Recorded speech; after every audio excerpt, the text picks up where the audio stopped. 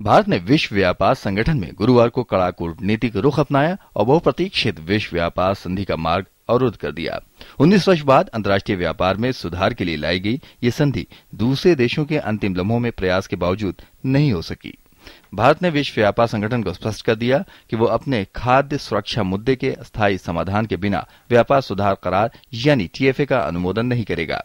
इस संधि के प्रयास में जुटे दूसरे देशों के राजनयिकों ने भारत के रुख पर आश्चर्य व्यक्त किया। समझौता वार्ता में भारत का समर्थन क्यूबा, वेनेजुएला और बोलिविया ने समर्थन किया, किंतु दूसरे देशों ने इसका विरोध किया। विश्व व्यापार संगठन के सदस्यों के बीच वैश्विक स्तर पर सीमा शुल्क नियम को आसान बनाने के लिए व्यापार सुविधा समझौते पर सहमति नहीं होने के बावजूद भारत ने आज कहा कि यह समझौते के प्रति प्रतिबद्ध है और वो अपने खाद्य सुरक्षा मामले के स्थायी समाधान ढूंढने के प्रस्ताव को आगे बढ़ाना जारी रखेगा। गौरतलब है कि डब्ल्यूटीए मिनिस्टर्स पिछले साल दिसंबर में ही ट्रेड फैसिलिटेशन के लिए राजी हो चुके थे और 31 जुलाई से पहले इसे डब्ल्यूटीए की रूल बुक में डाला जाना जरूरी था। $1 ट्रिलियन की इस डील से विश्व अर्थव्यवस्था में 21 मिलियन नौकरियों के अवसर पैदा होने थे, लेकिन भारत के इस कड़े रुख पर सभी डिप्लोमैट्स हैरान रह गए।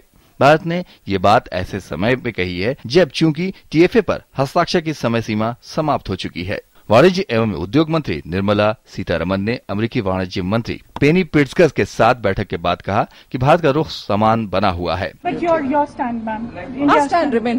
इस बीच वाणिज्य सचिव राजीव खेर ने कहा है कि विश्व व्यापार संगठन में 1 महीने के लिए छुट्टी होगी। इस दौरान भारत आगे की कार्रवाई पर ध्यान देगा। उन्होंने कहा कि आगे की कार्रवाई के बारे में सोचने के लिए पर्याप्त समय है। निश्चित तौर पर हमारा प्रस्ताव सबके सामने है और हम अपने प्रस्ताव को आगे बढ़ाएंगे। जिनेवा में विश्व व्यापार संगठन के 160 सदस्य वैश्विक सीमा शुल्क समझौते पर सहमत होने में नाकाम रहे।